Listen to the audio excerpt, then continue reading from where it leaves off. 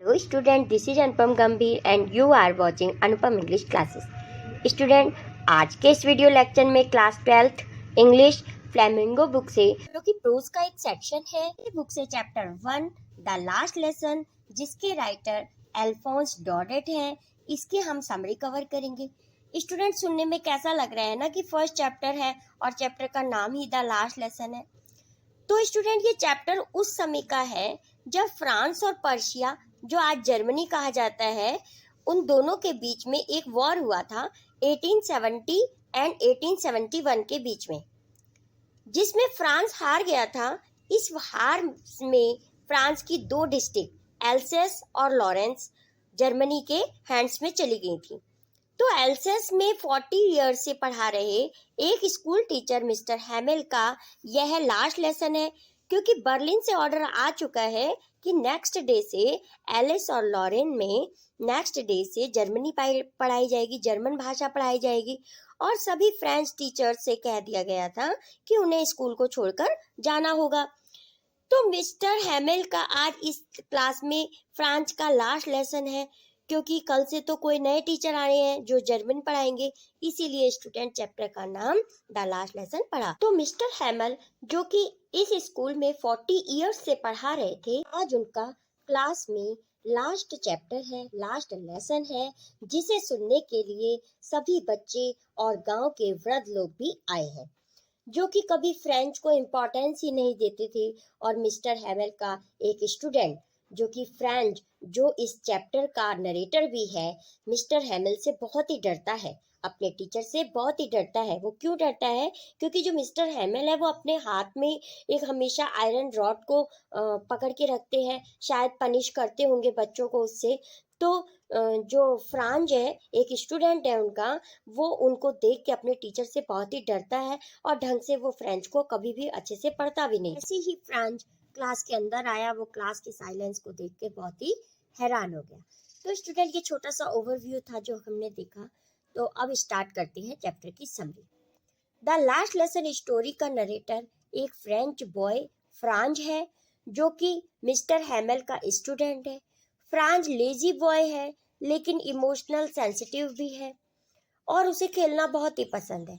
Franz को French पढ़ना बिल्कुल भी अच्छा नहीं लगता, तथा वह अपने फ्रेंच टीचर मिस्टर हैमेल को भी वह बिल्कुल भी पसंद नहीं करता, क्योंकि मिस्टर हैमेल से वो बहुत ही डरता है। अब बर्लिन से ऑर्डर आ चुका है फ्रांस की 2 डिस्ट्रिक्ट्स में, एल्सेस एंड लॉरेन में, आज के बाद फ्रेंच नहीं पढ़ाई जाएगी, क्योंकि ये जर्मन के कब्जे में चली गई हैं दोनों डिस्ट्रिक्ट।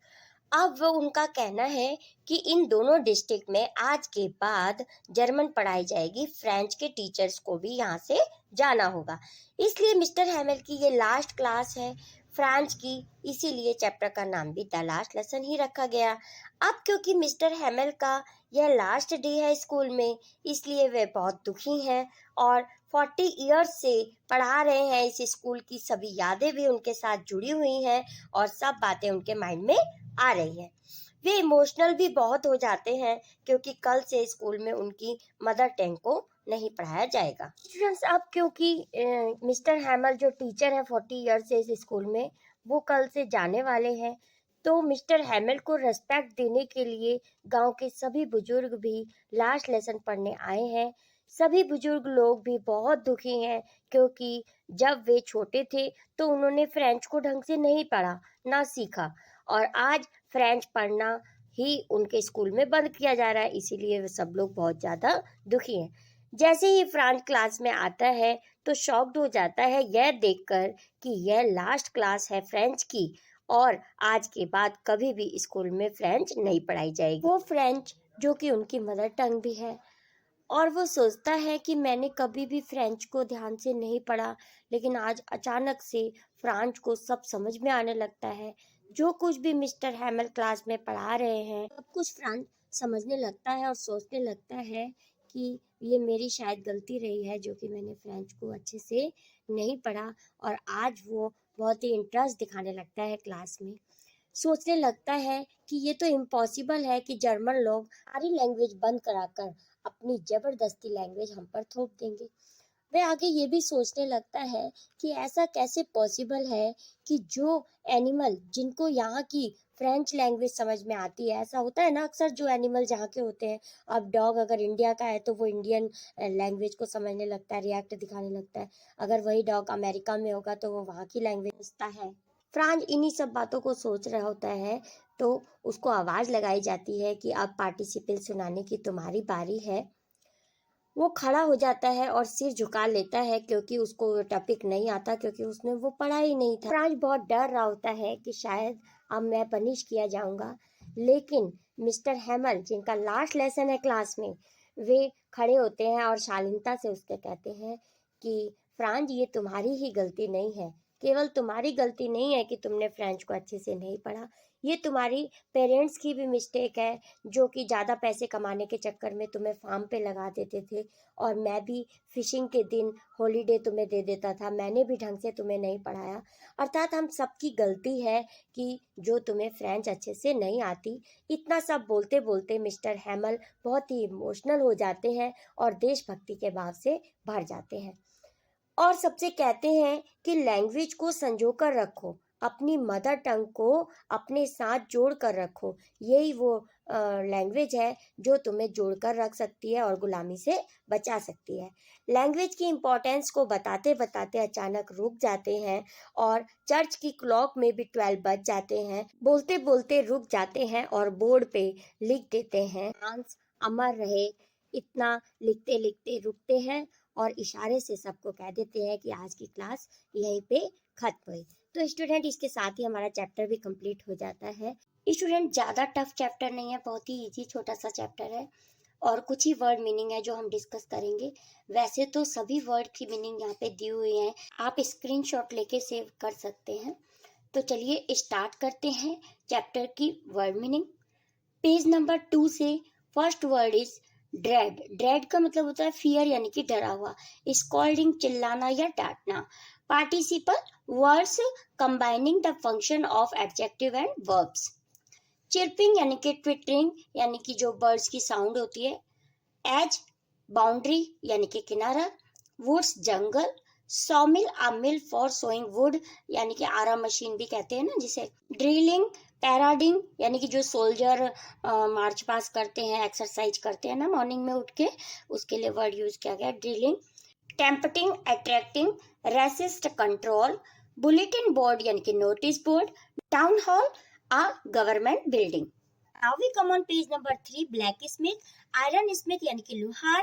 अप्रेंटिस यानी कि लर्नर, ट्रेनी जो ट्रेनिंग ले रहे होते हैं किसी के अंडर में। बब या बॉय का, बब के लिए बॉय के लिए बब यूज किया गया है चैप्टर में। Plenty enough. Making a fun laughing at. Out of breath gasping. Bustle noisy activity in union at the same time. Ruler rod. Rapping beating. Counted on depending on. commotion noisy confusion। terrible dreadful डरा हुआ। blushed become red in face because of ashamed शर्म के मारे जब face बिल्कुल लाल हो जाता है ना, उसके लिए यूज होता है word blushed। Next word is frightened scared। fright fear happen take place और kindly politely। Next word is embroidered यानी कि ऑर्नामेंटल विद निडल वर्क, कढ़ाई किया हुआ जो सजावट के लिए कढ़ाई की गई होती है किसी ड्रेस पे, it is called embroidery. Next word is strange peculiar solemn serious former previous primer basic reader of any language. Basic reader book यानी कि जैसे अल्फाबेट की जो स्टार्टिंग की बुक होती है छोटे बच्चों की बेसिक बुक, उसके लिए यहाँ यूज किया गया primer. Next word is thumbed torn और damage. grave serious Berlin capital of Russia। mounted occupied grave serious gentle mild tone manner of voice। attentive full of concentration। thunderclap shocked। wretches unhappy person या unfortunate happening। sar a river passes through France। France से निकलने वाली river, यहाँ सार use किया गया है, सार है फ्रांस से निकलने वाली रिवर। नेक्स्ट है न्यूसेंस प्रॉब्लम यानी कि burden. A while ago a little before saint sages पुरोहित लोग होते हैं, संत लोग। Give up leave cranky, strange या short tempered, Sunday cloth. Student, इस चैप्टर में संडे क्लॉथ बेस्ट क्लॉथ के लिए यानी कि जो फेवरेट क्लोथ्स हैं उसके लिए वर्ड यूज किया गया है Sunday cloth. Now next word is recite. Repeat allowed a poem or passage from memory in front of audience. Next word is mixed up यानी कि confused, beating, palpitating. Next, daring, taking courage, is called rebuke, put off, postpone, pretended, to show off, reproach, blame, anxious, worried, preferred, gave preference to, blame, fault. Students, now we come on page number 7. Logical, according to reason, guard, protect, enslaved, made slaves, at one stroke, at once, in one's go, यानी कि अचानक से, जल्दी से, hold fast to, strict, firmly, amazed, surprised, floating, swimming. Next word is scratches, sound produced by a pen writing on paper, paper पे pen से लिखने की जो आवाज होती है.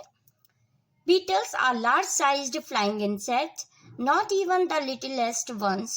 Pigeon, स्टूडेंट यहाँ पे इस लाइन की मीनिंग pigeon से ली गई है. Who worked right on tracing their fish hooks, इस लाइन की मीनिंग है scratching with their claws. Next word is tracing यानी कि copying, नकल करना. Fish hooks, hook for catching fish. Cook, sound made by pigeon. Motionless, still. Next word is gazing, looking intently, fix in his mind, imprinting, keep forever. Fancy, imagine, worn, used a lot. Pub wine, a kind of wine. Twinted, twisted. Trunks, luggage. Babies, students.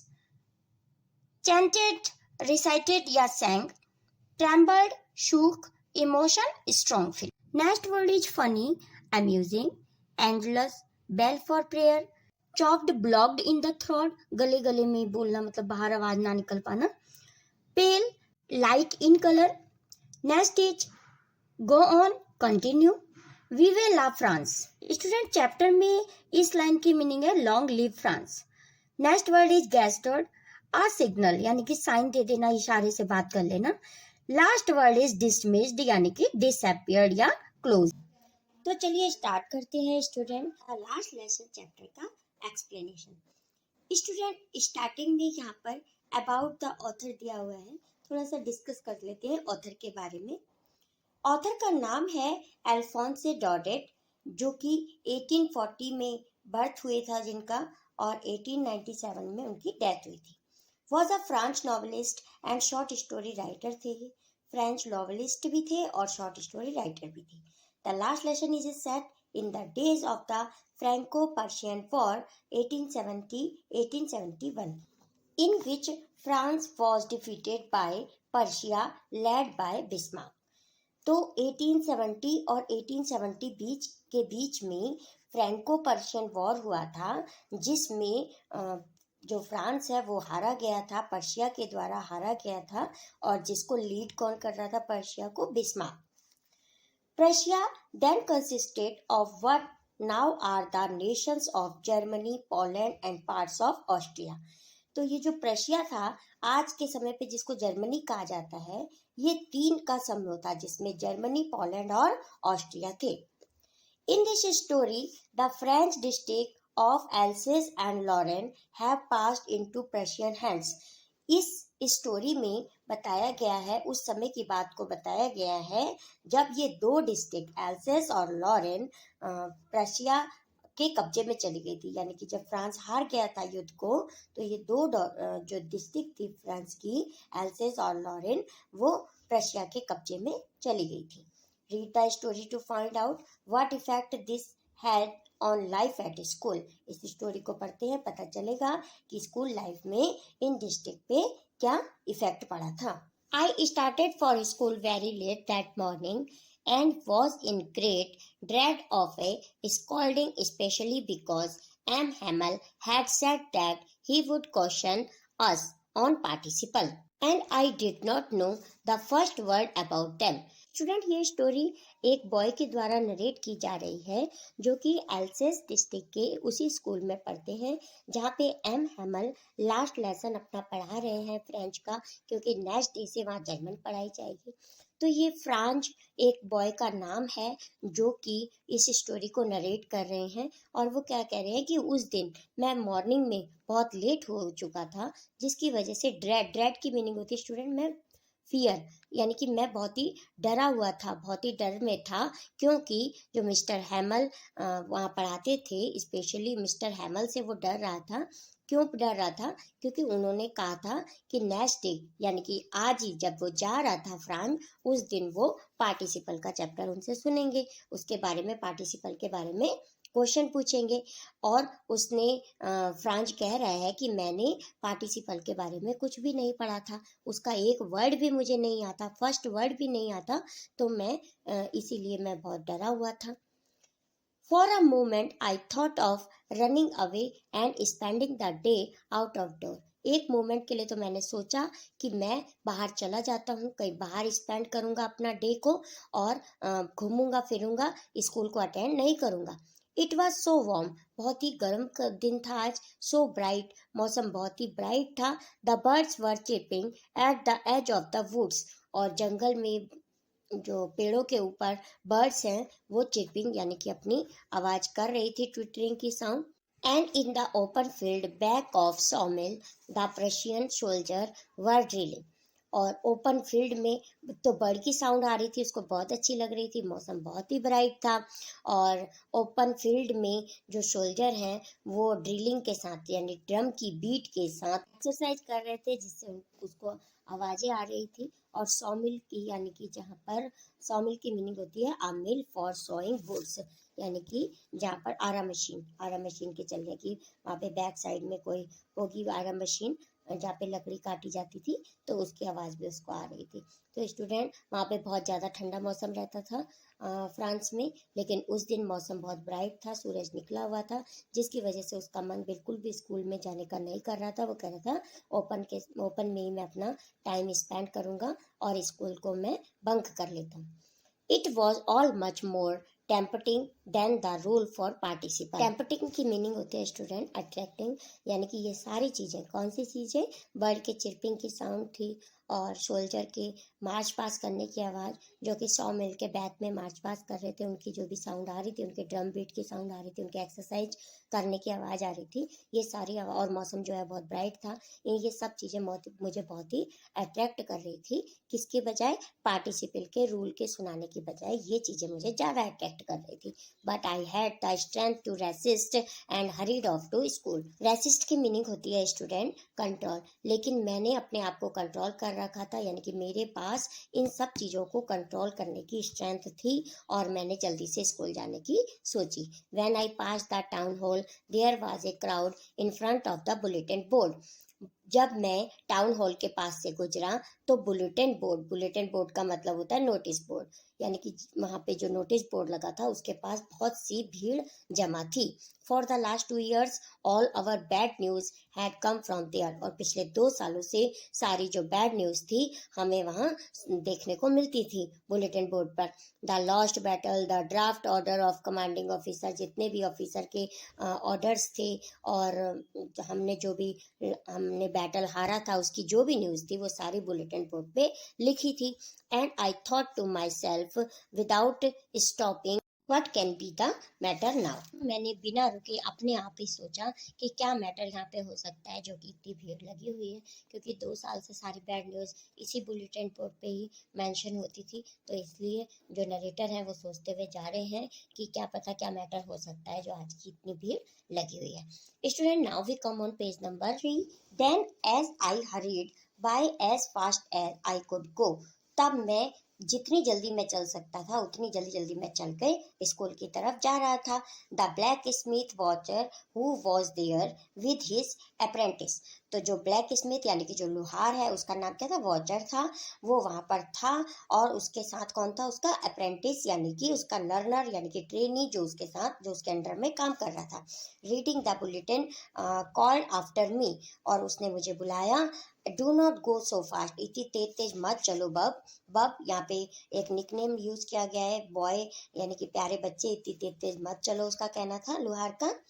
You will get to your school in plenty of time, तुम्हें school पहुंचने के लिए तुम्हारे पास बहुत ही time है, यानी कि प्रचुर टाइम है तुम्हें वहां पहुंचने का, स्कूल पहुंचने का। I thought he was making fun of me, मैंने सोचा कि वो मेरी जो है मजाक बना रहा है, लुहार ब्लैक स्मिथ है। And reached M Hamel's little gardener all out of breath. Out of breath की मीनिंग है स्टूडेंट गास्पिंग। तो मैं इन्हीं सब बातों को सोचते हुए, पढ़ते तेज भागते हुए, सांस लेते हुए कहाँ पहुँच गया, एम हैमल के लिटिल गार्डन के पास पहुँच गया। Usually when school began there was a great bustle which could be heard out in the street, the opening and closing of desk, lesson repeated in unison very loud with our hands over our ears to understand better, and the teacher great ruler rapping on the table.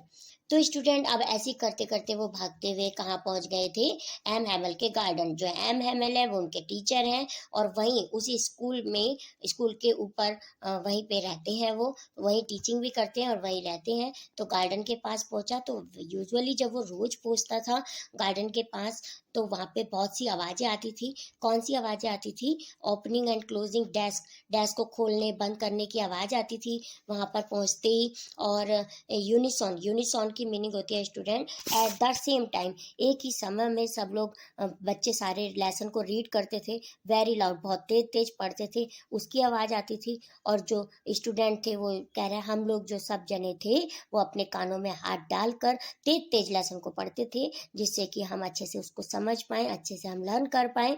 और जो teacher है वो ruler को wrapping करने की, table पे खट खट रूलर को मारने की आवाज़ें आती थी। तो बहुत सी ऐसी आवाज़ें आती थी जब वो स्कूल पहुंचता था।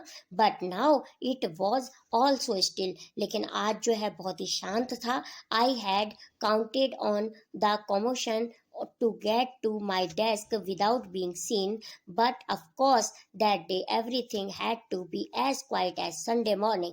लेकिन आज कह रहे हैं कि ऐसा कुछ भी नहीं था, कोई भी साउंड नहीं आ रही थी और मुझे बिल्कुल ही आज तो अलग दिखाई दे रहा था। ऐसा लग रहा था कि जैसे संडे मॉर्निंग हो। संडे मॉर्निंग में क्या होता है, स्कूल से कोई आवाज़ें नहीं आती, किसी प्रकार की साउंड सुनाई नहीं देती, बिल्कुल शांत होता है। तो ऐसे ही संडे मॉर्निंग की तरह आज मुझे लग रहा था। ये सब बातें नरेटर सोच रहे हैं। दो द विंडो आई सा माई क्लासमेट, और जैसे ही उन्होंने विंडो से अपने क्लासमेट को देखा, ऑलरेडी इन देयर प्लेसेस, सभी अपने प्लेसेस पे बैठे हुए थे। And M Hamel walking up and down with his terrible iron ruler under his arm. जो एम हैमल है उनके टीचर हैं, वो रूलर को अपने आर्म के नीचे रखा हुआ था उन्होंने और इधर उधर घूम रहे थे। I had to open the door and go in before everybody, मैंने डोर को ओपन किया और सबके आगे से निकला। You can imagine how I blushed and how frightened I was. तो ब्लश्ड की मीनिंग होती है student him red in the face because of ashamed, उसको बहुत शर्म आ रही थी और फेस बिल्कुल उनका जो है रेड पड़ गया था। किसका, फ्रांज का। फ्रांज कौन है, नरेटर है जो इस स्टोरी को सुना रहे हैं। तो वो कह रहे हैं कि आप इमेजिन कर सकते हैं कि मेरा फेस बिल्कुल रेड पड़ गया था शर्म के कारण, क्योंकि मुझे पार्टिसिपल का चैप्टर नहीं आता था और मुझे बहुत ही डर लग रहा था। बट नथिंग हैपन, लेकिन ऐसा कुछ भी नहीं हुआ। M Hamel saw me and said very kindly, M Hamel जो वहाँ टीचर थे क्लास में, उन्होंने मुझे देखा और बहुत ही प्यार से कहा, go to your place quickly, जल्दी से अपने स्थान पर जाओ। लिटिल फ्रांज, उसको फ्रांज को बोला कि आप अपने स्थान पर बैठो, बहुत ही प्यार से बोला टीचर ने। We were beginning without you, हम तो अभी तुम्हारे बिना ही शुरू करने वाले थे। आई jumped over the bench and sat down at my desk, bench के ऊपर से जंप करते हुए मैं अपने डेस्क पे जाकर बैठ गया। Not till then, when I had got a little over my fright, did I see that our teacher had on his beautiful green coat and his frilled skirt and the little black silk cap all embroidered that he never wore except on inspection and prize days. तब तक मैं बहुत ही डरा हुआ था जब मैंने देखा लेकिन तब मैंने देखा कि जो मेरे टीचर हैं उन्होंने बहुत ही सुंदर ग्रीन कलर का कोट पहना हुआ है और एक फ्रिल शर्ट पहनी हुई है, ऐसी शर्ट जिस पे फ्रिल लगी हुई है, शर्ट पहनी हुई है और एक ब्लैक कलर की कैप लगाई हुई है जो कि सिल्क की है और ऑल एम्ब्रॉयडेड, ये सभी चीज़ें क्या है, एम्ब्रॉयडेड हैं। That he never war except on inspection, वो केवल जो ये टीचर ने ड्रेस पहनी हुई है वो केवल या तो वो इंस्पेक्शन के दिन यानी कि जब चेकिंग करने के लिए हेड आते हैं तब पहनते थे या फिर प्राइज डिस्ट्रीब्यूशन के दिन पहनते थे ऐसे कपड़े। तो वो कह रहे हैं कि मैंने देखा कि आज टीचर ने ये सब अपने जो पसंदीदा कपड़े पहने हुए हैं। Beside the whole school seem to so strange and solemn, solemn की मीनिंग होती है स्टूडेंट सीरियस, और पूरा स्कूल, ना केवल वे, जबकि पूरा स्कूल ही बहुत ही अजीब दिखाई दे रहा था और बहुत ही स्ट्रेंज लग रहा था। But the thing that surprised me most was to see on the back benches that were always empty the village people sitting quietly like ourselves. लेकिन एक चीज़ ने तो मुझे बहुत ही सरप्राइज कर दिया जब मैंने देखा कि बैक बेंचेस, लास्ट की सीटें जो हमेशा खाली रहती थी, आज उस पर कुछ विलेज के लोग बैठे हुए हैं जो कि बहुत ही शांत। फिर कह रहे हैं कि हमारी तरह जो गांव के लोग बैक बेंचों पे बैठे हुए हैं वो भी बहुत शांत बैठे हुए हैं, जैसे कि ओल्ड हाउसर, ये नाम है किसी का, with his three corn hat, उन्होंने थ्री कॉर्नर वाली हैट लगा रखी है। द फॉर्मर मेयर बैठे हैं, द फॉर्मर पोस्ट मास्टर बैठे हैं एंड सेवरल अदर बिसाइड्स, और उसके साथ कुछ और लोग भी बैठे हैं। फॉर्मर वर्ड यानी कि जो बहुत पुराने बूढ़े वृद्ध लोग वहाँ पे जो मेयर है थे उसी गांव के, और जो पोस्ट मास्टर थे वो भी बैक बेंचों पे बैठे हुए हैं और उनके साथ और लोग भी बैठे हुए हैं। एवरीबडी लुक सैड, सभी लोग बहुत ही दुखी दिखाई दे रहे हैं। And Hauser had brought an old primer thumbed at the edges and he held it open on his knees with his great spectacle laying across the pages. तो अब बता रहे हैं नरेटर कि सब लोग बहुत ही दुखी दिखाई दे रहे हैं और वो जो हॉजर हैं, ओल्ड हॉजर, वो अपने साथ एक प्राइमर की बुक लाए। प्राइमर यानी कि जिस पे अल्फ़ाबेट, जो बेसिक बुक होती है, अल्फ़ाबेट्स ABCD लिखे रहते हैं, वैसी बुक लेके आए हैं। और वो बहुत ही थम्ड का मतलब बहुत ही पुरानी फटी हुई, पेज उसके मुड़े हुए, ऐसी बुक लेके आए हैं और उसके जो किनारे हैं, बुक के किनारे बहुत ही मुड़े हुए हैं और वो उन्होंने अपने घुटने पे रखी हुई है और उसी पेज के ऊपर, उसी बुक के ऊपर उनका स्पेक्टिकल भी पड़ा हुआ है।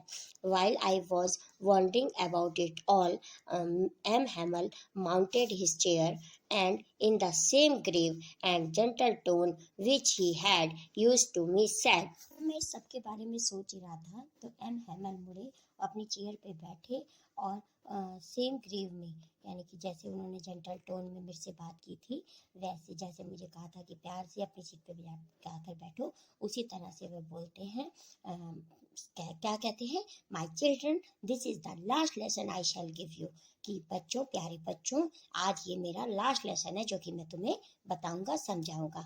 The order has come from Berlin to teach only German in the school of Alsace and Lorraine. Berlin से, बर्लिन क्या है, जो कि जर्मनी की कैपिटल है, प्रशिया की जो कि कैपिटल है बर्लिन, वहाँ से ऑर्डर आया है कि आज के बाद एल्सेस और लॉरेन में, इन दोनों डिस्ट्रिक्ट में कल से जर्मन पढ़ाई जाएगी। तो इसीलिए आज मेरा लास्ट लेसन है, इसीलिए स्टूडेंट इस चैप्टर का नाम भी द लास्ट लेसन पढ़ा। The new master comes tomorrow, जो नए टीचर हैं वो तुम्हारे कल से आ जाएंगे। This is your last French lesson, French का ये लास्ट लेसन है। I want you to be very attentive, तो इसीलिए मैं चाहता हूँ कि तुम बहुत ध्यान से सुनो। What a thunderclap these words were to me. Thunderclap की मीनिंग होती है स्टूडेंट। इन सभी चीज़ों को, इन सभी वर्ड्स को सुन के मैं बहुत ही शॉक हो गया, अचंभित हो गया। Oh, the wretches, that was what they had put up at the town hall. ओ, अब अपने आप ही क्या सोच रहे हैं नरेटर, रैचेस की मीनिंग होती है अनहैप्पी पर्सन या अनफॉर्चुनेट हैपनिंग। अच्छा, तो जो नोटिस बोर्ड पे लिखा हुआ था तो उसमें कुछ ऐसा ही लिखा होगा, तो वो आप कल्पना कर रहे हैं, क्योंकि जब आ रहे थे वो नोटिस बोर्ड के पास बहुत भीड़ थी और वहाँ पे बैड ही न्यूज़ लिखी रहती थी, तो अब वो कल्पना कर रहे हैं नरेटर कि अच्छा, तो ये सब बातें लिखी थी नोटिस बोर्ड पे, ये सब सुन के वो चौंक जाते हैं। My last French lesson, why I hardly knew how to write. French कहता है, अरे ये मेरा लास्ट लेसन है फ्रेंच का, मैंने तो अच्छे से अभी फ्रेंच को लिखना भी नहीं सीखा है। I should never learn any more, मुझे तो इसके बारे में ज़्यादा कुछ भी नहीं आता। I must stop there then, अब क्या मुझे केवल यहीं पर रुकना होगा, मतलब अब फ्रेंच में नहीं सीख पाऊंगा। Oh how sorry I was not learning my lesson, oh मुझे बहुत अफसोस हो रहा है कि मैंने अपने लेसन को अच्छे से नहीं सीखा।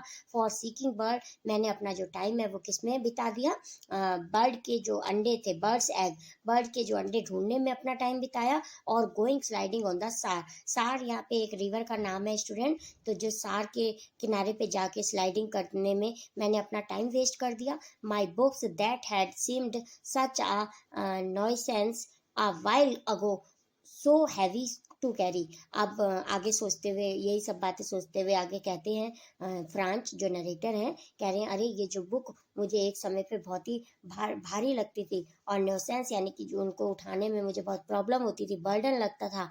माई grammar and my history of the saints were old friends now that I couldn't give up. अब ये सारी जो हिस्ट्री ग्रामर की से सब बुकें मेरे लिए पुरानी हो गई, यानी कि इन सबको अब मुझे छोड़ना होगा। एंड एम हैमल टू, और जो एम हैमल को भी, the idea that he was going away that I should never see him again, अब हम इन टीचर से आगे कभी नहीं देख पाएंगे, इनसे नहीं मिल पाएंगे। Made me forget all about his ruler and how cranky he was. अब वो कह रहे हैं कि ये जो टीचर हैं उनसे अब मुझे बिल्कुल भी इस समय डर नहीं लग रहा था, जो कि अपने हाथ में हमेशा रूलर पकड़े रहते थे। हमेशा जो उनके रूलर को देख के मुझे डर लगता था, वो जो पनिश करते थे हमें। क्रैंकी, क्रैंकी की मीनिंग है स्ट्रेंज या शॉर्ट टेम्पर। अब जो इनसे मैं डरता था, इनको देख के, इनके रूलर को देख के डरता था, अब मुझे बिल्कुल भी डर नहीं लग रहा है। और फिर आगे क्या कहते हैं, poor man it was in humour of this last lesson that he had put on his fine Sunday cloth. Oh बेचारे सर, अब वो समझ गया कि आज सब लोग क्यों आए हैं, और इन्होंने संडे क्लोथ, जो इनके टीचर हैं, इन्होंने संडे यानी कि अपने फेवरेट क्लोथ, बेस्ट क्लोथ जो है उनके, क्यों उन्होंने पहने हैं, क्योंकि उनका वो लास्ट लेसन है। And now I understood why the old men of village were sitting there in the back of the room. अब वो कह रहा है, फ्रांस सोच रहा है कि अब मैं पूरी तरह से समझ गया कि ये जो विलेजर्स हैं, बूढ़े लोग हैं, वृद्ध लोग गाँव के हैं, जो लास्ट बेंचों पे बैठे हैं, ये क्यों बैठे हैं।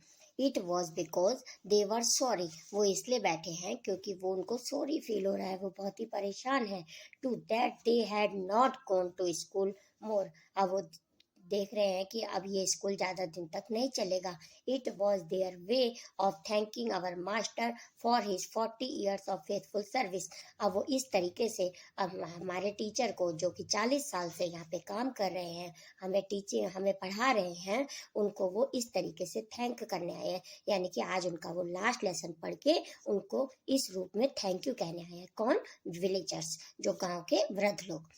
And of showing their respect for the country that was there no more, और वो अपनी इस कंट्री को अधिक रिस्पेक्ट दे रहे हैं। इस प्रकार से रिस्पेक्ट दे रहे हैं, कैसे दे रहे हैं कि उनके टीचर का जो लास्ट लेसन है फ्रेंच का, उसको सुनकर ये रिस्पेक्ट दे रहे हैं अपने कंट्री को, जो कि अब ज़्यादा दिन तक नहीं चल पाएगी, मतलब यहाँ पे फ्रेंच जो है वो और नहीं पढ़ाई जाएगी। तो उनको थैंक यू करने के लिए सभी गाँव के लोग आए हैं, और वो पीछे बैठ के लास्ट लेसन को सुन रहे हैं, अच्छे से पढ़ रहे हैं।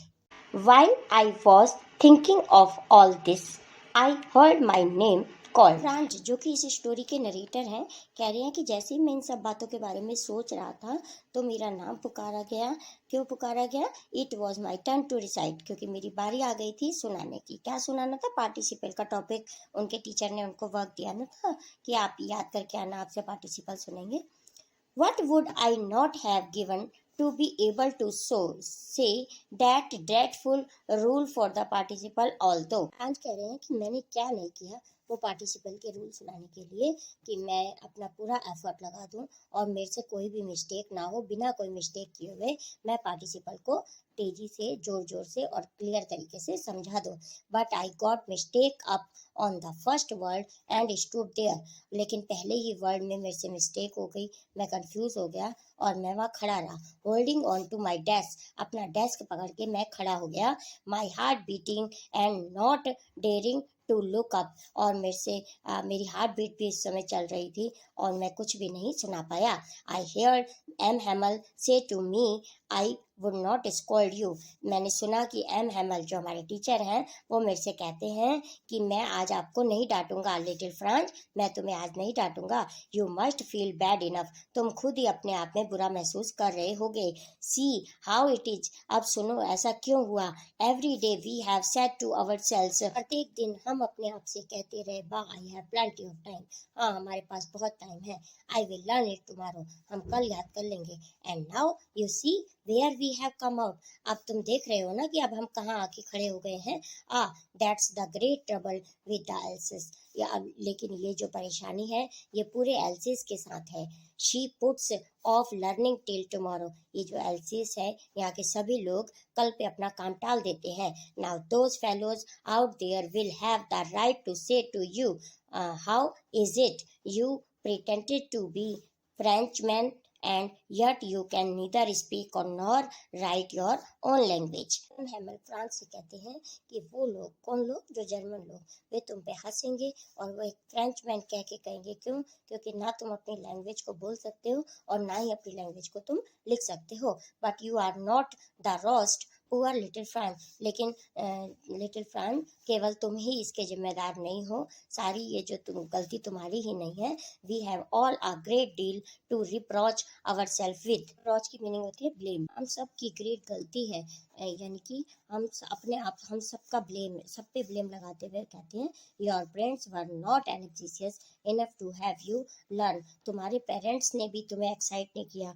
कि तुम आगे अपनी पढ़ाई करो। एनर्जिशियस की मीनिंग होती है वरीड, यानी कि तुम्हारी पढ़ाई को लेके तुम्हारे जो पेरेंट्स हैं वो भी दुखी नहीं हुए। They prefer to put you to work on a farm or at the milk, उन्होंने, ये दे किनके लाया है, फ्रांस के पेरेंट्स के लिए, पेरेंट्स की बात करते हुए कह रहे हैं कि उन्होंने भी तुम्हें फार्म पे और मिल में काम करने के लिए लगा दिया, so as to have a little more money, जिससे कि वे और अधिक पैसा कमा सके। एंड आई, और मैं, I have been a blame also, मैं अपने आप पे भी ब्लेम करता हूँ। Have I not often sent you to water my flowers instead of learning your lesson, मैंने तुम्हें अपने लेसन पढ़ने के बजाय अपने पेड़ पौधों में पानी लगाने के लिए, फ्लावर्स में वॉटिंग करने के लिए तुम्हें मैं भेज देता था। And when I wanted to go fishing, और जब मैं फिशिंग के लिए जाना चाहता था, did I not just give you a holiday, तो क्या मैं तुम्हें हॉलीडे पे नहीं भेज देता था, तुम्हें हॉलीडे नहीं दे देता था तब मैं। Then from one thing to another M Hamel went on to talk of other French language, saying that it was the most beautiful language in the world। ये सब बातें समझाते हुए फ्रेंच लैंग्वेज के बारे में जो एम हैमल है, फ्रांस के टीचर, वो कहते हैं कि ये जो फ्रेंच लैंग्वेज है वो संसार की सबसे सुंदर लैंग्वेज है। मैप में भी हम देख सकते हैं जिस पे टिक लगा हुआ है, ये वो 2 डिस्ट्रिक्ट हैं जो जर्मन के कब्जे में आ गई थी युद्ध के बाद। Language in the world, the clearest, the most logical, that we must guard it among us and never forget। France के teacher M Hamel French language की खूबियां बताते हुए कहते हैं कि ये संसार की सबसे अच्छी लैंग्वेज है, क्लियरेस्ट लैंग्वेज है और मोस्ट लॉजिकल। लॉजिकल की मीनिंग स्टूडेंट होती है अकॉर्डिंग टू रीजन, तो ये कहते हुए कहते हैं कि ये बहुत लॉजिकल लैंग्वेज है और हमें इसको संजो कर, गार्ड इट, हमें इसको संभाल कर रखना चाहिए हमारे बीच में और हमें इसे कभी भी नहीं भूलना चाहिए। Because when a people are enslaved, और जब कभी भी हम किसी के गुलाम हो, as long as they hold fast to their language, तो वो अपने लैंग्वेज के बल पे ही बच सकते हैं। It is as if they had the key to their prison, और वो उनके जेल से बचने की है। अर्थात लैंग्वेज की इम्पोर्टेंस को बताते हुए कहते हैं कि जो तुम्हारी लैंग्वेज है वो तुम्हें किसी की भी गुलामी से बचा सकती है। I was amazed to see how well I understood it, मैं ये देख के, अमेज्ड का मतलब शॉक्ड, मैं ये देखकर बहुत ही चौंक गया कि आज मैं किस प्रकार से, कितने अच्छे तरीके से सब समझ पा रहा हूँ। All he sad seemed so easy, so easy, जितना भी वो पढ़ा रहे हैं, जितना भी वो हमें बता रहे हैं, कितनी इजी तरीके से मैं समझ पा रहा हूँ। I think too that I had never listen so carefully, और मैं ये भी सोच रहा था कि ऐसे इससे पहले इतना केयरफुली मैंने कभी भी उनको नहीं सुना। And that he had never explain everything with so much patience, और वो हर चीज को बहुत ही पेशेंस के साथ समझा रहे थे। It seemed almost as if the poor man wanted to give us all he knew before going away. मुझे ऐसा प्रतीत हो रहा था कि पुअर मैन किसके लिए आए स्टूडेंट? उनके टीचर एम हैमल के लिए। वो सोच रहे हैं, जो फ्रांज है नरेटर हैं स्टोरी के, वो सोच रहे हैं कि ये बेचारे जो हमारे ये टीचर हैं उनके लिए पुअर मैन यूज किया उन्होंने, कि ये जो पुअर मैन यानी कि जो हमारे टीचर हैं वो जाने से पहले लगता है कि हमें सब कुछ बता देना चाहते हैं, and to put it all into our heads at one stroke. और एक ही पल में, एक ही बार में सब कुछ वो अपना जितना भी उनका ज्ञान है वो हमारे हेड, हमारे सिर में डाल देना चाहते हैं। After the grammar we had a lesson in writing. Grammar के बाद हमारा राइटिंग का लेसन आया। That day M Hamel had new copies for us. इस दिन एम हैमल जो हमारे टीचर है वो हमारे लिए नई कॉपियां लाए थे। Written in a beautiful round hand France Alsace, जिसमें बहुत ही सुंदर राइटिंग में लिखा हुआ था France Alsace. They looked like little flags floating everywhere in the school room. और वह जो लिखा हुआ ऐसा प्रतीत हो रहा था कि जैसे जो फ्रांस के फ्लैग हैं, फ्रांस का फ्लैग है, वो हमारे स्कूल रूम में, हमारे क्लासरूम में लहरा रहा हो। Hung from the road at the top और आवर डेस्क, और हमारे डेस्क के ऊपर एक रॉड से टंगे हुए ऐसे उनको प्रतीत हो रहा था कि जो फ्रांस के झंडे हैं वो हमारे क्लासरूम में डेस्क के ऊपर टॉप पे लगे हुए हैं और वो लहरा रहे हैं। You ought to have seen how everyone set to work. तुम आइडिया लगा सकते हो कि प्रत्येक व्यक्ति किस प्रकार से अपना सेटिंग से बैठ के अपना कार्य कर रहे थे। And how quiet it was, और वहाँ पे बहुत ही शांति थी। The only sound was the scratching of the pens over the paper. केवल एक ही साउंड आ रही थी, पेन और पेपर के लिखने की स्क्रैचिंग की साउंड आ रही थी सिर्फ। वंस सम बीटल्स फ्लू इन, और कुछ समय में कुछ बीटल्स, एक इंसेक्ट होती हैं, अंदर आ गई। But no body paid any attention to them, लेकिन किसी भी व्यक्ति ने उन पर ध्यान नहीं दिया। नॉट इवन द लिटिलेस्ट वन, जो छोटे छोटे लोग भी थे उस क्लास में बैठे हुए, छोटे बच्चे भी थे, उन्होंने भी ध्यान नहीं दिया बीटल्स पे। Who worked right on tracing their fish hooks, और जो कि अपने फिश हुक्स को ड्रॉ कर रहे थे अपने पेपर पे, as if it was French too. वो भी ऐसा लग रहा था कि ये भी फ्रेंच है, यानी कि जो हुक को वो ड्रॉ कर रहे थे ना बच्चे, उसको ड्राइंग को देख के भी ऐसे ही प्रतीत हो रहा था कि ये भी फ्रेंच भाषा ही लिख रहे हैं। On the roof the pigeons cooed very low, और जो छत पर, जो क्लासरूम था उसकी छत पर जो कबूतर हैं वो अपनी कुकू की आवाज़ कर रहे थे। And I thought to my self, और मैंने अपने आप सोचा, will they make them sing in German even the pigeon. अब यहाँ दे किसके लिए आया स्टूडेंट? विल दे जो लिखा है ये दे किसके लिए आया? जर्मन्स के लिए। अब वो सोच रहा है अपने आप ही, फ्रांस जो नरेटर है वो सोच रहा है कि क्या ये जो जर्मन लोग हैं क्या पिजन्स पे भी अपनी जर्मन भाषा को थोप देंगे? क्या पिजन भी जर्मन में ही कुक्ड की आवाज करेंगे? Whenever I looked up from my writing, I saw M. Hamel sitting motionless in his chair and gazing first at one thing. जब कभी भी लिखते हुए मैंने इधर उधर देखा तो मैंने ये देखा कि एम हैमल जो हमारे टीचर हैं वो बिल्कुल मोशनलेस, बिना हिले बैठे हुए अपनी चेयर पे और इधर उधर सब चीज़ों को बहुत ही ध्यान से देख रहे हैं। One thing then at another, कभी एक चीज को और फिर दूसरी चीज को, as if he wanted to fix in his mind just how everything looked in that little school room. वह ऐसा प्रतीत हो रहा था कि वे उन सब चीजों को अपने माइंड में बिल्कुल ऐसे उतार लेना चाहते हैं कि जो हमेशा के लिए उनको याद रहे। हमारे स्कूल का रूम, ये जो छोटा सा रूम है, वो हर चीज को अपने माइंड में बिल्कुल उतार लेना चाहते हैं। Fancy for 40 years he had been there in the same place. सोचो कि वो जो 40 साल से एक ही जगह पे काम कर रहे थे, कार्यरत थे, यानी कि हमारे 40 साल से इस स्कूल में पढ़ा रहे थे। With his garden outside the window and his class in front of him, और जो विंडो के बाहर जो गार्डन है और जो हमारी क्लास है, जस्ट लाइक दैट, वो बिल्कुल वैसी ही है। Only the desk and benches had been worn smooth, और जो डेस्क और बेंचेस हैं वो थोड़ा घिस के स्मूथ हो गए हैं। The walnut tree in the garden were taller, और जो वॉलनट यानी कि अखरोट, जो अखरोट की जो ट्री था गार्डन में वो थोड़ा और बड़ा हो गया है। And the hope point that he had planted himself twined about the window to the roof, और जो हॉप वाइन की बेल जो उन्होंने खुद ही लगाई थी हमारे टीचर ने, वो विंडो के थ्रू छत पे जा रही है, यानी कि वो भी बहुत बड़ी हो गई है. How it must have broken his heart to leave it all. और ये जो सब सोचो कि जब ये सारा कुछ उनको, पुअर मैन जो बेचारे टीचर हैं, इनको सब कुछ छोड़ के जाना पड़ेगा, तो उनका दिल कितना टूट जाएगा. To hear his sister moving about in the room above और पैकिंग देयर ट्रंक्स. और जो ऊपर के रूम में, उस क्लासरूम में के ऊपर के रूम में जो उनकी सिस्टर उनके साथ रहती थी, वो जो सामान पैक कर रही है.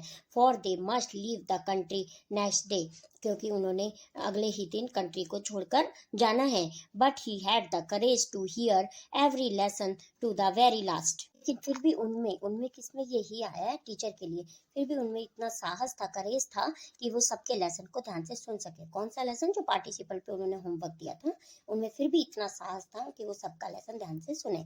आफ्टर द राइटिंग, और राइटिंग के बाद, we had a lesson in history, फिर हमने हिस्ट्री का लेसन अपना पढ़ा. And then the babies chanted their ba bi be bo बू.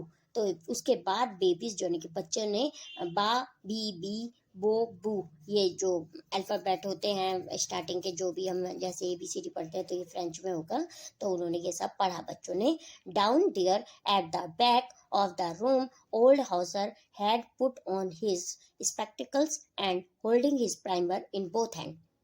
और जो लास्ट बेंचेस में, पीछे के बेंचों में बैठे हुए थे ओल्ड हाउसर, जो वृद्ध लोग बैठे हुए थे, उनके ओल्ड हाउसर, यहाँ पे हाउसर किसी का नेम है, उनके हाथ में एक प्राइमर थी. प्राइमर किसे कहते हैं स्टूडेंट? जो बेसिक बुक होती है, जैसे अल्फ़ाबेट की बुक होती है, तो उन्होंने अपने हाथ में पकड़ी हुई थी. Spell the letter with them, तो वे वृद्ध लोग भी उनके साथ, बच्चों के साथ वो लेटर को स्पेल यानी कि गा रहे थे, बोल रहे थे. You could see that he too was crying, his voice trembled with emotion. तुम देख सकते हो कि ये जो इनके आवाज़ थी बहुत इमोशन से भरी हुई थी, और ट्रेम्बल का मतलब है आवाज़ जो उनकी कांप रही थी इमोशन के कारण. जो वृद्ध लोग हैं बोलते हुए उनकी आवाज़ भी ट्रेम्बल कर रही थी. And it was so funny to hear him that we all wanted to laugh and cry. ये सब मुझे बहुत ही फनी लग रहा था, और हम सभी जने हंसना भी चाह रहे थे और रोना भी चाह रहे थे. How well I remember it that last lesson. मुझे कितने अच्छे से याद है हमारा लास्ट लेसन. ये लास्ट लेसन कौन सा है? वो जो फ्रेंच का जो टीचर ने लास्ट में पढ़ाया था, लास्ट लेसन, लास्ट डे में, तो वो कह रहा है कि मुझे कितने अच्छे से याद है. नेक्स्ट पैराग्राफ है, all at once the church clock struck 12, और उसी समय जो चर्च की क्लॉक थी उसमें 12 बजे. देन द, उसके बाद हमने प्रेयर की. Eight the same moment the trumpets of the Prussian returning from drill, और उसी समय ही हमें जो प्रशियन सोल्जर थे उनके वापसी आने की, ड्रिलिंग करके यानी कि जो एक्सरसाइज करके वापसी आने की ट्रम्पेट उनकी आवाज़ सुनाई दी. Sounded under our window, window के बाहर से जो वो वापस आ रहे थे सोल्जर, उनकी आवाज़ सुनाई दी. M Hamel stood up, M Hamel जो हमारे टीचर हैं वो खड़े हुए. वेरी पेल, बिल्कुल पीले पड़ा हुआ था उनका चेहरा. इन हिज चेयर, अपनी चेयर के पास खड़े हुए. आई नेवर सा हिम लुक सो टॉल, इतने लंबे तो मैंने कभी उनको पहले नहीं देखा, मतलब एकदम स्ट्रेट खड़े हुए होंगे. माई फ्रेंड्स सेड ही आई, और वो बोले माई फ्रेंड आई करके बोलने लगे, कुछ बोलना स्टार्ट कर रहे होंगे लेकिन वो नहीं बोल पाए. बट समथिंग चॉक्ड हिम, लेकिन किसी बात ने उनको रोक दिया और वो रुक गए, आई कहते हुए रुक गए. He could not go on, उसके बाद वे जारी नहीं कर, उसको कंटिन्यू नहीं कर पाए अपने सेंटेंस को. Then he turn to the blackboard, और फिर वह वापस से ब्लैक बोर्ड की तरफ मुड़े. टूक अ पीस ऑफ चॉक, एक चौक का टुकड़ा उठाया. And bearing on with all his might he wrote as large as he could, और पूरी स्ट्रेंथ के साथ जितना बड़ा वे लिख सकते थे उन्होंने लिखा. वी विल लव फ्रांस, इसमें इसका मतलब होता है long live France. And he stopped and leaned his head against the wall, और उसके बाद वे रुक गए और उन्होंने अपना सर दीवार के साथ झुका दिया, चिपका के दीवार के साथ सटा के झुका दिया अपने सिर को. एंड विदाउट ए वर्ड, और बिना कोई वर्ड बोले, he made a gesture, gesture की मीनिंग होती है स्टूडेंट साइन या सिग्नल बनाना, to us with his hand, और अपने हाथ से उन्होंने हमें एक सिग्नल दिया, हाथ से इशारा किया. स्कूल इज डिसमिस्ड, डिसमिस्ड की मीनिंग होती है क्लोज्ड, कि स्कूल अब खत्म हुआ, यू मे गो, तुम जा सकते हो, यानी कि तुम्हारी क्लास एंड हो गई, तुम जा सकते हो। ये बात सिर्फ उन्होंने इशारे से कही क्योंकि वो कुछ आगे बोल नहीं सके। तो स्टूडेंट यहीं पे हमारा ये जो चैप्टर का एक्सप्लेनेशन है कंप्लीट होता है। इसके हम क्वेश्चन आंसर्स कवर करेंगे। तो चलिए स्टार्ट करते हैं। First question, what was Franz expected to be prepared with for school that day. Student chapter का एक्सप्लेनेशन हम पढ़ चुके हैं, जिसमें फ्रांस एक नरेटर है स्टोरी का। इस स्टोरी का नरेटर है द लास्ट लेसन चैप्टर का, और उसको होमवर्क मिला था पार्टिसिपल पे, और लेकिन उसने वो प्रिपेयर नहीं किया था और वो डरते डरते स्कूल में पहुंचा था। लेकिन वहाँ उसने स्कूल में कुछ और ही देखा था। ये सब हम एक्सप्लेनेशन में पढ़ चुके हैं। तो यहाँ क्वेश्चन किया जा रहा है कि उस दिन फ्रांस को क्या प्रिपेयर करने के लिए दिया गया था। Franz was expected to be prepared with participle that day. उस दिन फ्रांस को पार्टिसिपल टॉपिक याद करने के लिए दिया गया था, प्रिपेयर करने के लिए दिया गया था, because M Hamel Franz teacher, जो एम हैमल थे फ्रांस के teacher, had given homework on participle. उन्होंने फ्रांस को पार्टिसिपल पर होमवर्क दिया था। Now second question is, what did Franz notice that was unusual about the school day? उस दिन फ्रांस को जब वो स्कूल पहुंचा तो फ्रांस को क्या अनयूजुअल लगा। यूजुअल का मतलब होता है प्रायः, अनयूजुअल का मीन्स होता है जो अजीब सा लगा, मतलब कभी कभार होने वाला। उसको क्या चीज प्रतीत हुई फ्रांस को। आंसर है usually when school began there was lot of noise. प्रायः जब स्कूल स्टार्ट होता था तो बहुत तरह की आवाज़ें आती थी, such as noise of student as to learn their lesson. ऐसी आवाज़ें जैसे स्टूडेंट अपने लेसन को लर्न कर रहे हैं, जोर जोर के बोल के याद कर रहे हैं, वो आवाज़ें आती थी। Noise of teacher to mind the class, class को माइंड करते थे टीचर, तो वो आवाज़ें सुनाई देती थी। एंड नॉइस ऑफ प्रेयर, या फिर असेंबली प्रेयर की आवाज़ें सुनाई देती थी। But that day there was no noise at all. लेकिन उस दिन बिल्कुल कोई भी आवाज़ नहीं थी। Everything was as quiet as Sunday morning. हर चीज़ ऐसे शांत थी, बिल्कुल क्वाइट थी जैसे कि संडे मॉर्निंग। संडे मॉर्निंग होती है तो स्कूल बिल्कुल शांत होता है, क्योंकि उस दिन स्कूल में कोई स्टूडेंट आते ही नहीं है, टीचर्स भी आते ही नहीं है, इसलिए स्कूल से कोई भी आवाज़ें नहीं आती थी। तो उस दिन जब फ्रांस पहुंचा, संडे नहीं था, लेकिन संडे मॉर्निंग की तरह उसको स्कूल प्रतीत हो रहा था, क्योंकि स्कूल से कोई भी किसी भी तरह की आवाजें नहीं आ रही थी। Student we come on question number 3, what had been put up on the bulletin board. फ्रांस जब अपने स्कूल में जा रहे थे डरते डरते कि मैंने पार्टिसिपल का चैप्टर याद नहीं किया, तो रास्ते में एक बुलेटिन बोर्ड, जैसे नोटिस बोर्ड होता है ना, तो बुलेटिन बोर्ड लिखा लगा हुआ था। वहाँ पे बहुत सारी क्राउड भी जमा थी। तो फ्रांस ने क्या देखा कि बुलेटिन बोर्ड पे क्या लिखा हुआ था, an order had come from Berlin to teach only German in school of Alsace and Lorraine. Franz और पर्शिया का वॉर हुआ था, तो स्टूडेंट उसमें जो फ्रांस है उसकी 2 डिस्ट्रिक्ट जर्मन के कब्जे में चली गई थी, एल्सेस और लॉरेन। तो नोटिस बोर्ड पे ये मेंशन किया हुआ था, फ्रांस की 2 डिस्ट्रिक्ट एल्सेस और लॉरेन के स्कूलों में आज के बाद फ्रेंच नहीं पढ़ाई जाएगी, जर्मन भाषा ही पढ़ाई जाएगी। तो एक नोटिस आया था, किसकी तरफ से आया था स्टूडेंट? बर्लिन की तरफ से आया था कि जर्मन लैंग्वेज एल्सेस और लॉरेन के स्कूलों में जर्मन लैंग्वेज पढ़ाई जाएगी। The German had put up this notice on the bulletin board, और जर्मन ने ही बुलेटिन बोर्ड के ऊपर ये नोटिस मेंशन किया था। Come on, question number 4. What changes did the order from Berlin cause in school that day? जब Berlin की तरफ से ऑर्डर आ गया था कि फ्रेंच नहीं पढ़ाई जाएगी, उस दिन क्या चेंजेस देखने को मिलते हैं? The order from Berlin cause the following changes that day. जब बर्लिन की तरफ से ऑर्डर आ गया था तो निम्नलिखित चेंजेस हमें देखने को मिले। The whole school was very peaceful, पूरा स्कूल बहुत ही शांत था। M Hamel wore the dress which he use to wear on special day.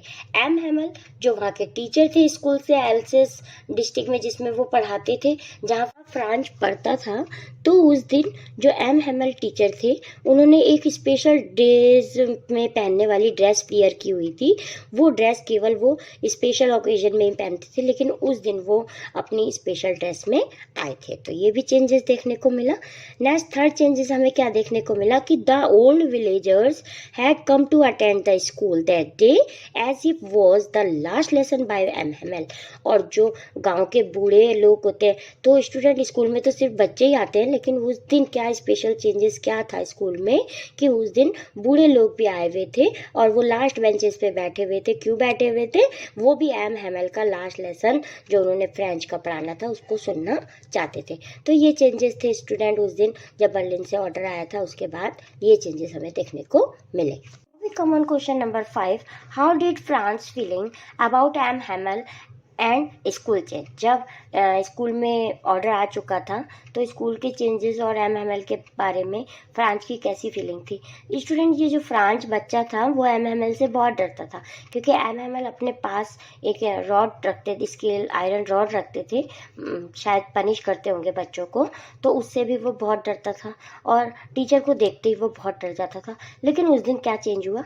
When Franz came to know that it was the last lesson by M. Hamel, जब France को पता चला कि ये हमारी टीचर एम हेमल के द्वारा पढ़ाया जाने वाला लास्ट लेसन है आज, फ्रॉम द नेक्स्ट डे, कल से अगले दिन से, they will be taught only German, और नेक्स्ट डे से उनको केवल जर्मन ही भाषा पढ़ाई जाएगी। So he felt sorry for not learning his lesson properly. तब उसको बहुत अफसोस हुआ कि मैंने अपने लेसन जो मुझे सिखाए जाते थे मैंने उसको ढंग से नहीं पढ़ा, कल और परसों में टाल दिया, कल पढ़ लेंगे, नेक्स्ट डे पढ़ लेंगे। तो उस समय उसको बहुत सॉरी फील हो रहा है और वो कह रहा है कि शायद मैं उस समय पढ़ लेता तो फ़ायदे में रहता। His books which seemed a burden earlier were now old friends. वे किताबें पहले जो उसको बर्डन लगा करती थी, बोझा लगा करती थी, लेकिन अब उसको ऐसा लग रहा है कि ये मेरी पुरानी फ्रेंड्स थी। His feelings about M. Hamel also strong. और एम हेमल के प्रति भी जो उसकी फीलिंग थी, डर की जो भावना थी उसके अंदर, वो भी चेंज हो चुकी थी। ही forgot all about his ruler and how strict he was. वो सब कुछ भूल गया था जो वो रूलर रखते थे ना, एम हेमल अपने पास एक रूलर रखते थे, शायद बच्चों को पनिश करने के लिए रखते होंगे, उससे भी फ्रांस जो है कि बहुत डरता था। एंड एम हेमल की स्ट्रिक्टनेस से भी बहुत ही डरता था फ्रांस। लेकिन आज कुछ भी ऐसा नहीं था, बहुत कुछ उसकी जो फीलिंग है वो सारी फीलिंग एम हेमल के प्रति बिल्कुल चेंज हो चुकी थी। स्टूडेंट, चलिए स्टार्ट करते हैं चैप्टर के MCQs. Question number 1, who is the writer of the chapter the last lesson? Last lesson की राइटर कौन है? इसका आंसर आप कमेंट बॉक्स में देंगे। Second question is who was M Hamel? M कौन थे? तो जैसा कि हम चैप्टर पढ़ चुके हैं स्टूडेंट, एम हेमल एक टीचर थे जो कि लैंग्वेज इंग्लिश लैंग्वेज के टीचर थे। Next question is why did the villager come to meet M Hamel in the school? Villagers गांव के जो वृद्ध लोग थे वो उस दिन स्कूल में क्यों आए थे? To show gratitude. M Hamel जाने वाले थे, उनका वो लास्ट लेसन था जो वो फ्रेंच का पढ़ा रहे थे, इसीलिए सभी विलेजर्स उनको ग्रेटिट्यूड करने के लिए आए थे, यानी कि उनका अभिवादन करने आए थे। Next question is what does the expression in great dread of scolding mean? Chapter में इस लाइन की मीनिंग क्या है? Very badly scared of scolding, यानी कि बुरी तरीके से डांटना। Which language would the student study from the next day? अगले दिन से स्कूल में बच्चों को क्या पढ़ना पड़ेगा? जर्मन। जर्मन लैंग्वेज पढ़नी पड़ेगी। पहले फ्रेंच पढ़ते थे लेकिन वॉर में हार गए थे फ्रांस की 2 डिस्ट्रिक्ट एल्सेस और लॉरेन, इसीलिए जर्मन से ऑर्डर आया था जर्मनी से कि कल से यहाँ पे जर्मन लैंग्वेज पढ़ाई जाएगी। What attitude of M. Hamel surprised France? M Hamel के कौन से एटीट्यूड ने फ्रांस को सरप्राइज कर दिया था? सॉफ्ट एंड काइंड, क्योंकि जो एम हेमल टीचर थे उनसे फ्रांस बहुत डरता था, लेकिन उस दिन उनका जो एटीट्यूड कैसा था? बिल्कुल सॉफ्ट हो गया था, इसीलिए ये चेंज देखने को मिला था फ्रांस को। Next question, what made France and the people realize about the preciousness of their mother tongue? Sudden order from the Berlin is the correct answer of this question. Students, now we come on question number 8. What bad news used to come from the bulletin board? Bulletin board मतलब notice board. तो notice board पे कौन सी bad news आती थी, लिखी हुई होती थी? लॉस्ट बैटल, यानी कि जो फ्रांस बैटल हार जाते थे उसके बारे में news. The draft, order for commanding officer. तो all of this is the correct answer of this question. Next, What changed France feeling about MML and school? MML और स्कूल के बारे में फ्रांस की कौन सी फीलिंग जो बदल गई थी? ऑर्डर फ्रॉम बर्लिन, जब बर्लिन से ऑर्डर आ गया था कि कल से यहाँ जर्मन पढ़ाई जाएगी, तब फ्रांस की फीलिंग चेंज हो गई थी. What did France notice that was unusual that day? उस दिन फ्रांस ने क्या नोटिस किया था, अलग सा क्या अजीब सा नोटिस किया था? क्वाइटनेस इन द स्कूल, कि स्कूल में बहुत ही शांति थी, क्योंकि अदर्स डे वो आता था स्कूल में बहुत तरह की आवाज़ें आती थी, लेकिन उस दिन स्कूल से कोई भी आवाज़ नहीं आ रही थी. तो quietness in the school is the correct answer of this question. Now question number 11, expression thunderclap in the lesson means. थंडरक्लैप की क्या मीनिंग है इस चैप्टर में? Startling and unexpected. Next question is what was this in front of bulletin board. Bulletin board के आगे क्या था? A crowd, बहुत ही भीड़ जमा हुई थी लोगों की बुलेटिन बोर्ड के आगे. Question 13 is the last lesson story was written in which year. कौन से ईयर में लिखी गई थी? 1872, 1871 is the correct answer of this question. Why was shocked to see M. Hamel? M. Hamel को देख के क्यों शॉक हो गया था फ्रांस को? क्योंकि because of his formal dress, क्योंकि उनकी ड्रेस को देख के, हमेशा तो वो फॉर्मल ड्रेस पहनते थे, लेकिन उस दिन वो अपनी संडे स्पेशल क्लोथ पहन के आए थे, इसलिए फ्रांस जो है उनको देख के बहुत शॉक्ड हो गया था. Now question number 15 is why were the parents sending their children to the farms and mills. Farms और मिल में जो पेरेंट्स अपने बच्चों को क्यों भेज देते थे? To earn money. वो स्कूल ना भेज करके फार्म और मिल्स में भेज देते थे, जिससे कि वो ज़्यादा मनी कमा सके. Now question number 16 is what was Franz expected to be prepare for at school that day. फ्रांस को उस दिन क्या प्रिपेयर करके ले जाना था स्कूल में? पार्टिसिपेट का टॉपिक. इंग्लिश में एक टॉपिक होता है पार्टिसिपल, जो कि फ्रांस को टेस्ट के लिए प्रिपेयर करना था, जो कि फ्रांस ने नहीं किया था, इसीलिए वो बहुत डरा हुआ था कि शायद मेरी डांट ना पिटे स्कूल में. तो participle is the correct answer of this question. Now we come on question number 17. What did mister Hamel bring for his class on his last day in the school. जब उनका लास्ट डे था school में, तो M हैमल क्या लेके आए थे बच्चों के लिए? New notebooks. What did Houser bring. Houser एक पर्सन थे, विलेजर्स थे, वो क्या लेके आए थे? Old primer. प्राइमर किसे कहते हैं स्टूडेंट? प्राइमर एक बेसिक बुक होती है, जैसे अल्फाबेट की होती है ABCD, ऐसी बेसिक बुक लेके आए थे Hauser. For how many years did M Hamel serve the school. M Hamel ने कितने ईयर्स तक अपना स्कूल को सर्विस दी थी? 40 years. Next question is do not go for so fast, you will get to your school in plenty of time means. तुम बहुत तेज तेज मत चलो, स्कूल पहुंचने के लिए तुम्हारे पास प्रचुर समय है. इसका क्या मीनिंग है? Early enough is the correct answer. Where did the parents send their children. Parents अपने बच्चों को स्कूल ना भेज करके कहाँ भेज देते थे? Farms and mills is the correct answer of this question. Why did mister Hamel call the French language the most beautiful. M Hamel teacher थे जो, उन्होंने फ्रेंच लैंग्वेज को सबसे सुंदर लैंग्वेज क्यों कहा है? Because it was clearest and logical. क्योंकि ये बहुत ही क्लियरेस्ट है, लॉजिकल मतलब मीनिंग से भरी हुई है, मीनिंगफुल है, इसीलिए उन्होंने इसको क्लियरेस्ट, लॉजिकल यानी कि मोस्ट ब्यूटीफुल लैंग्वेज कहा है. Next question 23 is what changes did the order from Berlin cause in school that day. Berlin से ऑर्डर आया था कि कल से यहाँ जर्मन पढ़ाई जाएगी फ्रेंच के बदले में, तो क्या चेंजेस था? Strange, quietness and sadness. School में बहुत ही शांति, क्वाइटनेस थी और सैडनेस, सब लोग बहुत दुखी थे. Y was France feeling regretful and sad for not learning his mother tongue. उस दिन फ्रांस की फीलिंग बहुत ही रिग्रेटफुल थी, बहुत ही सैड था. क्यों था? क्योंकि उसने फ्रांस जो अपनी लैंग्वेज थी फ्रेंच, मदर टंग थी जो उनकी, उसको उसने अधिक ढंग से नहीं सीखा था. What did France find on reaching the school. School पहुंच के उसने क्या देखा था फ्रांस ने? स्ट्रेंज क्वाइटनेस, बहुत ही शांति थी स्कूल में. Next 26 question is the story the last lesson highlights which human टेक. प्रोक्रेस्टिनेशन, इसका मतलब होता है स्टूडेंट कल पे टाल लेना, आज नहीं कल पढ़ लेंगे, कल काम कर लेंगे. तो Procrastination is the correct answer of this question. Now question number 27. Alphonse Daudet was from which country? Alphonse Daudet जो राइटर हैं इसके चैप्टर के, वो कौन सी कंट्री से बिलोंग करते हैं? France. Next, why was France surprised? France surprised क्यों हो गया था? Because of M Hamel kind and polite behaviour. M Hamel जो उनके टीचर थे, उसके नेचर को देख के, उनके बिहेवियर को देख के कि आज इतने काइंड और पोलाइट हैं वो बहुत ही, तो उसको देख के फ्रांस जो है वो बहुत ही सरप्राइज हो गया था. Question number 29. Why was Franz reluctant to go to school? Lesson on participle was not prepared. Franz school जाने में बहुत ही हिचकिचा रहा था. क्यों?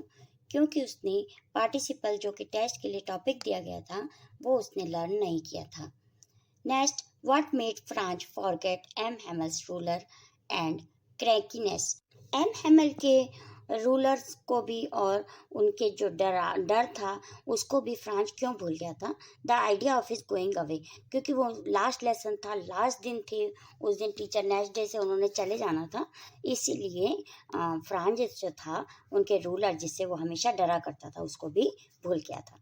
Now question number 31 is what had been put up on the bulletin board that day? Bulletin board के ऊपर उस दिन क्या लिखा हुआ था? जब फ्रांस जल्दी जल्दी स्कूल जा रहा था, रास्ते में बुलेटिन बोर्ड के आगे बहुत भीड़ थी, उस पर क्या लिखा था? टीच ओनली जर्मन, कि केवल जर्मन पढ़ाई जाएगी, फ्रेंच लैंग्वेज नहीं पढ़ाई जाएगी. Now next question is when people are enslaved that key do they have to the prison according to M. Hamel? M Hamel के अनुसार क्या चीज है, कौन सी की है जो उनको किसी के गुलाम बनने से बचा सकती है? तो mother tongue is the correct answer of this question. M Hamel ने समझाया था कि जो तुम्हारी लैंग्वेज है, मदर टंग है जो तुम्हारी, यही तुम्हें किसी की जेल से बचने की बन सकती है कभी भी. Next, what were the things being taken for granted by the people of Alsace? Time and school is the correct answer of this question. Now we come on question number 34. Who occupied the back benches in the class? Last benchों पे class में कौन बैठा हुआ था? Village elders, गांव के बड़े बूढ़े लोग बैठे हुए थे. Now question number 35. Whom did M. Hamel blame for not sending student to school? किस पे ब्लेम लगाया था एम हेमल ने कि वे लोग बच्चों को स्कूल नहीं भेजते? Parents. Now question number 36. What does the marching soldier under the Windows represent? Marching soldier जब बच्चे पढ़ रहे थे लास्ट लेसन, तो विंडो से जो मार्चिंग सोल्जर कर रहे थे, यानी कि जो सैनिक थे वो अपना अभ्यास कर रहे थे, विंडो से उन्होंने देखा था, तो इससे क्या पता चला था? The dawn of Prussia in the defeat of French people. Next, what does the last lesson signify? Change in life. Last lesson क्या signify करता है? Change in life. What does effect this story speaks about? ये story किसके बारे में कही गई है? ट्रांजिशन. ट्रांजिशन का मतलब होता है student change. Next question 39 is from where did the orders come to teach only German in the district of Alsace and Lorraine? Alsace और लॉरेन जो कि फ्रांस की दो डिस्ट्रिक्ट थी, इनमें कल से जर्मन पढ़ाई जाएगी, इसका ऑर्डर कहाँ से आया था? बर्लिन से. Berlin is the correct answer of this question. Now question number 40. What does the last lesson symbolizes? Last lesson का सिंबलाइजेस क्या है? Loss of language and freedom. Next 41. Was Franz prepared for the test on participle? क्या Franz participle पे जो topic उसको दिया गया था प्रिपेयर करने के लिए टेस्ट के लिए, तो क्या उसको प्रिपेयर था? No. What did Franz see when he pass the town hall? जब वो टाउन हॉल के पास से गुजर रहा था फ्रांस, तो उसने क्या देखा था? Bulletin board is the correct answer of this question. Next question, name the blacksmith who meet Franz on the way? Blacksmith जो लोहार उसको मिला था फ्रांस को रास्ते में, उसका नाम क्या था? Watcher is the correct. Now next question is who is the narrator of the last lesson? The last lesson story का नरेटर कौन है? फ्रांस, जो कि एक स्टूडेंट है, वही इस चैप्टर का नरेटर है. Which colour cap M Hamel was wearing? M Hamel ने उस दिन कौन से कलर की कैप वियर की हुई थी? Black. For how long all the bad news were coming? कितने टाइम से एल्सेस और लॉरेन डिस्ट्रिक्ट में बैड न्यूज आ रही थी 2 years। Now question number 47, for a moment what was France thought. एक पल के लिए फ्रांस ने क्या सोचा था जब उसको पार्टिसिपल पे टॉपिक तैयार नहीं था, बंक द स्कूल। उसने सोचा कि मैं स्कूल को बंक कर लूंगा, लेकिन उसी पल वो सोचने लगता है कि नहीं, बंक नहीं करूंगा, मुझे स्कूल जाना चाहिए। Now next question number 48 is which bird could on the roof. जब वो लास्ट लेसन पढ़ रहे थे सभी बच्चे, तो कौन सी बर्ड रूफ पे कूद की आवाज कर रही थी? पिजन, कबूतर is the correct answer of this question. Who occupied the back benches in the class. Class में बैक बेंचों पे कौन बैठे हुए थे? Village elders. What bad news use to come from the bulletin board. Bulletin board पे कौन सी बैड न्यूज आई हुई थी? Lost battle, the draft, orders, commanding officer, all of these. What does M. Hamill's motionless posture reflect? M Hamel का जो motionless था, मतलब वो बिल्कुल हिल डुल नहीं रहे थे, बिल्कुल शांति से बैठे हुए थे, ये किसको प्रदर्शित करता है? Feeling of nostalgia. नॉस्टैल्जिया इसका मतलब स्टूडेंट होता है इमोशन, उनके भावुकता को प्रेजेंट करता है। ये एम हैमल की भावुकता को प्रेजेंट करता है। Next question, who said to Franz not to hurry to go to school. Franz को स्कूल जाने में जल्दी मत करो, किसने कहा था? Blacksmith. Next, why Franz shock to see M Hamel. M Hamel को देखकर फ्रांस शॉक क्यों हो गया था? Because of his casual dress. Why did M Hamel blame himself. अपने आप पे ब्लेम क्यों करते हैं M Hamel? Giving holiday to student. M Hamel बच्चों को हॉलीडे दे देते थे जब उनको कोई काम होता था, बजाय पढ़ाने। Which colour coat M Hamel was wearing. M Hamel ने कौन से कलर का कोट पहना हुआ था? Green colour is the correct answer of this question. Now next question, why was Franz reluctant to go to school. Franz का school जाने के लिए बिल्कुल भी मन क्यों नहीं कर रहा था? Lesson on participle was not prepared. क्योंकि जो उसको चैप्टर मिला हुआ था पार्टिसिपल पे लर्न करने के लिए, वो उसको तैयार नहीं था। Expression thunderclap in the lesson means, इसकी मीनिंग क्या है लेसन में? Startling and unexpected. Next question number 57, don't go so fast, you will get to your school in plenty of time means. School जाने में इतनी जल्दी मत दिखाओ, तुम्हारे पास काफी वक्त है। इसकी मीनिंग क्या है? Early enough. Now last question is, what is the moral that the writer Alphonse Daudet wants to bring out. जो अल्फोंस डॉडेट इस चैप्टर के राइटर हैं, वो क्या मैसेज लेकर आते हैं? Not to put off things that can do that day. Alphonse Daudet इस चैप्टर के माध्यम से कहना चाहते हैं कि हमें कल परसों पे किसी भी काम को नहीं टालना चाहिए, उसी दिन ही कर लेना चाहिए। अब स्टूडेंट, इसी के साथ हमारा ये सारे MCQs कंप्लीट होते हैं। I hope this video lecture is very helpful to you. If yes, please like this video, share this video and also comment on this video. Thank you so much for watching. मिलते हैं next video lecture में। Bye.